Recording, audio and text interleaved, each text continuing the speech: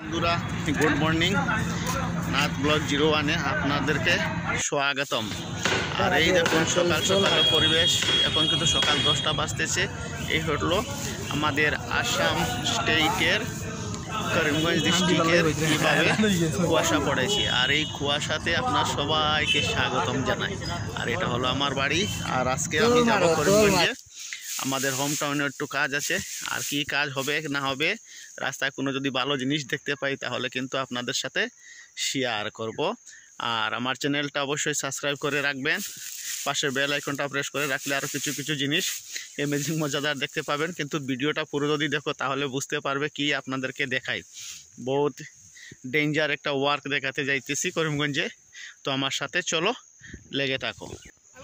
তো এরই সাথে চলো দেখি। আর এই দেখুন সিভিল হসপিটালের সামনে এই দাদার কারনামা।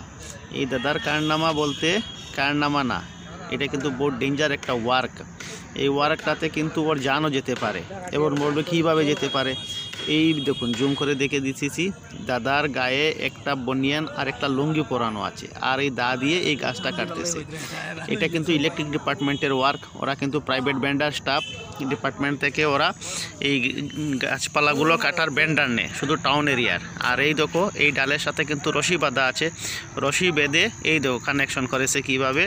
আর ওই ডালটা টানা হেঁচড়া করে আনবে। এই দাদাটা সরে গেছে। আর এখন বাকিদের কাজ যেটা আছে এই ডালটা টেনে ছিঁড়ে ভেঙে নিয়ে আসা। কিন্তু ভেঙে বলতে পুরো ডালটা তো ভাঙতে পারবে না, তাই কিন্তু অর্ধেক দা দিয়ে কেটে দিয়ে দিয়েছে। এখন কিন্তু টানার পালা। এখন কিন্তু একটু সময়ের মধ্যে ডালটা কিন্তু টেনে নিয়ে আসবে।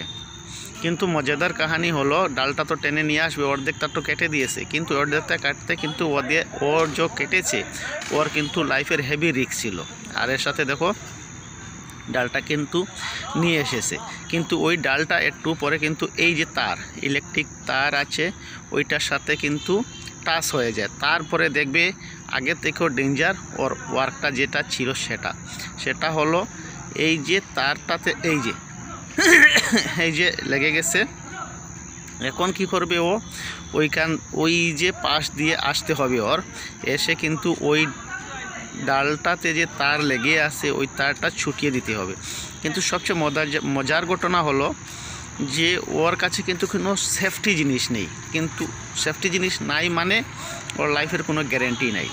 যে কোনো সময় যে কোনো ইনসিডেন্ট হতে পারে। আমি ইলেকট্রিক ডিপার্টমেন্টে টেক করতেছি, ওরা কিন্তু প্রাইভেট কাজ করতেছে। ওরাদের কিন্তু দিয়ে দিয়েছে টেন্ডার, ঠিক আছে ডালটা কেটে নেওয়া যত টাকাই হোক, 10 টাকা হোক আর 20 টাকা হোক আর 1 লাখ টাকা হোক, সেটা কিন্তু ম্যাটার না। ম্যাটার হলো ওর সেফটিটা কিন্তু কমসে কম দেখতেছিল। কমসে কম সেফটি শু দাও না, ঠিক আছে, সেফটি জ্যাকেট দেওনি, ঠিক আছে, সেফটি প্যান্ট দাওনি, সেফটি শার্ট দাওনি, সব ঠিক আছে, কিন্তু একটা সেফটি রুফ দিতে লাগছিল। এই যে বেচারা লোকটা যে রশি দিয়ে যেভাবে আসতেছে, ওর লাইফের কিন্তু হেভি রিস্ক। বাই চান্স হাতটা স্লিপ করলে কিন্তু ও ডাইরেক্ট নিচে রোডে পড়ে যায়। আর রোডে পড়ে যদি তাহলে পিচ বা ঢালাই যেটাই হোক রোডটা সেরকম থাকবে।